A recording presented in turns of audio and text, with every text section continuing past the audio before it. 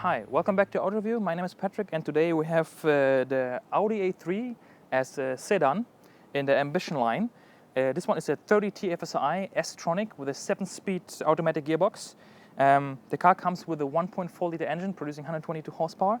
All the rest of the specs and information I'm going to put in a slide, so you can just pause it and read in time. So I'm not going to mention it.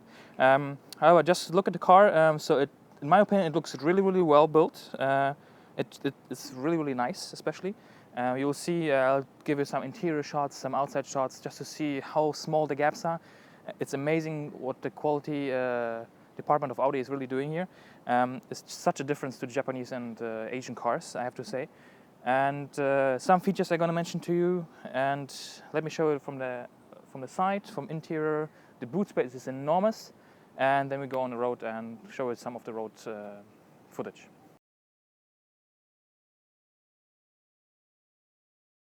Alright, so when looking at the A3 Sedan from the side, there's a few features, design features that you can see. One is basically that line that goes from the light in the front until the back, here, going into the boot lid. And then you have one on the bottom, which is starting from very low and going high, just to have a bit more dynamic going this way. The mirrors are kind of edgy, which is nice. You have the light LED lights inside as well, the blinkers. Car comes on 17-inch 225 45, and one thing that I really liked about the car when I was driving is the coasting mode. They have an efficient mode which you can set in the dynamics of the car, so you can have a dynamic drive settings, dynamic, sport, comfort, automatic, and efficient. And the efficiency mode, basically what it does is when you basically drive down, you don't have cruise control in, and you stop accelerating. For example, you go down the slope, it will go in coasting mode, which indicates, and then basically the car rolls for ever and ever. It's really, really great. I mean, with tires usually this size, 225, it's kind of wide, you know. You wouldn't expect this from a car. It's really, really good for fuel consumption. I managed to drive this car with 5.8 liters on 100 kilometers in Dubai with air condition on. Mostly highway, I would have to say, so just to be honest. But it's really, really good. Today in the morning, I drove it now for like 50, 60 kilometers, and I had like 6.5. So this is really good fuel consumption for Dubai. All right, so let me show you the interior, how much space we have, the boot, and then we go. All right, so interior. Let's first start the engine because it's very, very hot, 38 degrees.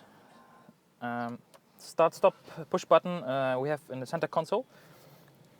Then let's put the steering wheel straight.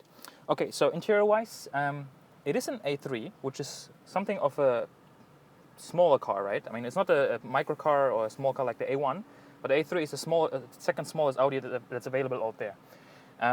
First of all, build quality, I told you, is amazing. I mean, the gaps are literally not visible. I mean, you don't have really any gap which you can see. Anywhere you look, it's all very well built. Sorry, I put the AC a bit on. Yeah. So it's really all well built. And you have a bit of a new design feature, which I think will come through new models, which are air vents, close and open this way, which are round shape. Then we have the steering wheel has all the information, the controls for the infotainment system. Then one feature, I don't know if you're going to see it now from the camera, is the screen. As you can see, there's nothing here. You just press the button and then the screen comes up. I really love this feature. As it, especially in Europe, where you have car thieves that prefer to steal these things out of cars, so at least this way you can see it's gone. I mean, they will know it either way, but at least it's hidden away, so that's good. I like the gear knob, which is nice and firm, round shape, very cool, nice design, aluminum, kind of wood here, soft touch plastic on top, leather. This one comes now with brown full leather seats, which looks nice, looks great. We have electronic parking brake, which is really, really cool. And that works together with the efficiency program, which we have now in, and the start-stop system. So basically at a traffic light, you stop, the engine turns off. Usually you have to keep your foot on the brake, not in this car, because it's automatic handbrake. You just take the foot off and it stays off. Amazing, exactly what I was looking for in all the other cars I've driven so far, and where they had electronic brakes. This is what we need. In addition, as I said, it has different driving modes. I was driving in efficiency most of the time. You can individualize it.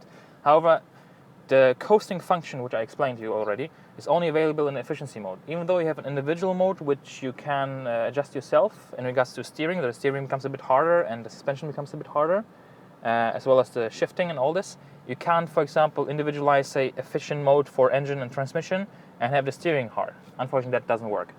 So if you want to save fuel, you have to be in efficiency mode. Then we have a compartment here, sufficiently big, which is good. Glove compartment is good as well. It has the SD card for the Audi multimedia, for the navigation, as well as all the books and everything.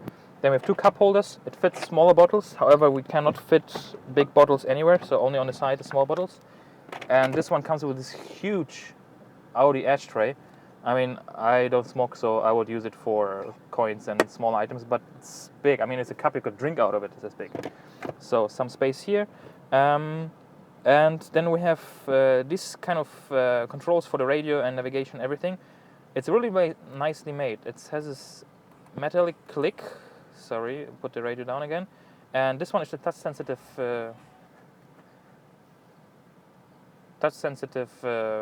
field, which you can turn. You can press it, and as per Audi as well, you can write numbers or anything in it. So let's show you the back, and then we go. Okay, so car from the back. I was really surprised. I say always in the videos, I'm 184 tall. The seat in the front is adjusted to me, so I'm comfortably sitting. And in the back, I still have space. I mean, it's amazing. It's very comfortable. Obviously, height from the roof, my head is touching the roof if I lean back. But if I sit normal, like this, I have enough space. We have a little bit space on the left. I'm not quite sure if a bottle would fit. Let me just double check. Yes, it does. So a bottle will fit. And then we have a net here, which you can put some magazines or something. We don't have a handrest or armrest in this case. However, it's available if you want. We have separate vents here, which is good. And a 12 volt in case for the people who smoke. For me, it would be basically something to charge the phone or something. We have ISOFIX, and yeah, that's pretty much it. Oh, sorry, one light we have as well. And very comfortable, I have to say. Really amazing. I was not expecting so much space in this car. Okay, let me show you the boot and then we go. Okay, so A3 from the back, quickly. The line that I showed you from the side basically goes into here, into the little spoiler boot lip. Audi logo. What I really like are the lights, kind of very sleek, going inside into the inside of the car. A3 and then 30 TFSI. Okay, why 30? I have no idea. I can only assume, because it's all unofficially, that people don't like to have a 1.4 batch or a 1.2 or 1.6 batch. So they just make it 30 and 40 TFSI. You think your own part. Now boot, if you open the boot, it's really big. It's 465 liters, if I'm not mistaken. It's amazing. I mean, my tripod is huge and it all fits inside very easily. I have all my stuff space. I'm sure 2 big luggages will fit inside. We have the emergency, how you call it, triangle. Yeah, parking sensors, double exhaust on the left side. It all looks much bigger than it actually is. Okay, so now finally let's go on the road. Right, so how does the A3 Sedan drives with the 30 TFSI, 1.4 liter? Very well, actually, I have to say. It's very smooth. The 7-speed automatic is something I really love. I mean, people think, okay, more gears, more things that can go wrong. But to be honest, this way it really works well, because you have more gears, which means you have less fuel consumption, and the car is more quiet when you drive at highway speeds. So that's a really big plus.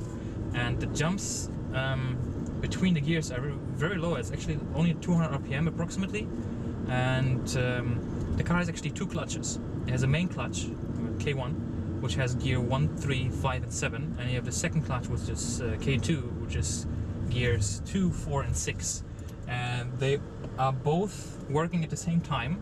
For example, if you're in first gear, the second gear already in the second clutch is already ready for going, and then it basically just disengages clutch 1 and engages clutch 2. So this way you have instant torque, instant driving. Basically, you don't lose any of the driving between the gears. It's all milliseconds really that takes, and it's a pleasure to watch at RPM. Basically, you shift and it really jumps down. I don't know even how fast this dial can jump from one RPM to another. So I really like that. Then the efficient mode, as I said, the coasting function only is available in the efficiency mode. Works amazing, saves a lot of fuel. I'm all for the fuel saving thing.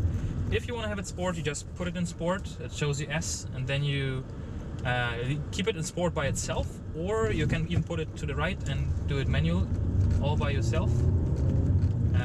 Front is up, back is down. Just let's drive out of here because it's going to be too much traffic, and it works all very well. As I said, it's very smooth. The driving modes, different driving modes, allow you to stiffen the suspension, stiffen the steering a bit, and throttle will accept gas easier in the sport mode. Nice Ferrari. Hopefully we're going to test that one later. And the gears shift faster. Sorry, there's too many of these bumps and speed bumps. Okay. What I like as well is the screen, that the screen goes up and down.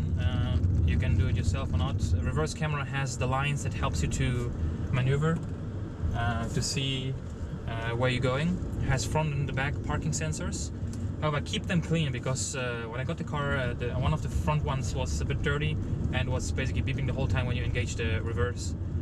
So just keep them clean. From time to time you have to clean it, obviously. Then everything is very nicely arranged, very easy to get to. Nothing is too far. All very intuitive, especially these buttons here, the metal ones I showed you about. Fuel consumption, as I said, was amazing. I managed 5.8 yesterday. Today 6.5 in the morning. Now, okay, the car was a bit idle, it got a bit more, but it works really well. Audi says it's 5 liters. Maybe back in Germany that would be possible. Here it's a bit too difficult because of the AC and the traffic itself. But on highway, between 100 and 120, you drive around 5.5, which is really, really good. Ooh, very bumpy road.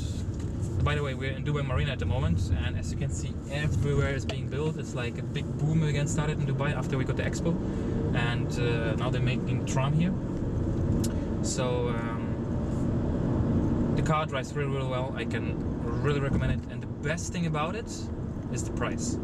Now, this car, base option with the 1.4 or 30 TFSI, starts at 99,500 dirham. That's just short of 20,000 euro, 19,500 euro. This car now, with all the features that we have here today, is 110,000 dirhams, so just a little bit more. Like a reverse camera is part of it, and electric seats, and a little bit gimmicks here. But Xenon and the screen is standard on this model, which is amazing value for money. And I'm really, really sorry to say, Audi Germany, you by trying to charge for the same car in Germany 60,000 dirham more. It really makes me upset. I mean, I understand 19% tax, but come on. Why do you have to charge so much in Germany? We would love to drive these cars back there as well, and it's just too expensive there. So here, great value for money. Go ahead and buy the car. I was really amazed when I saw the spec sheet. It's really, really great. If you like this video, please subscribe, share, like, leave comments below, and I'll see you next time. Cheers.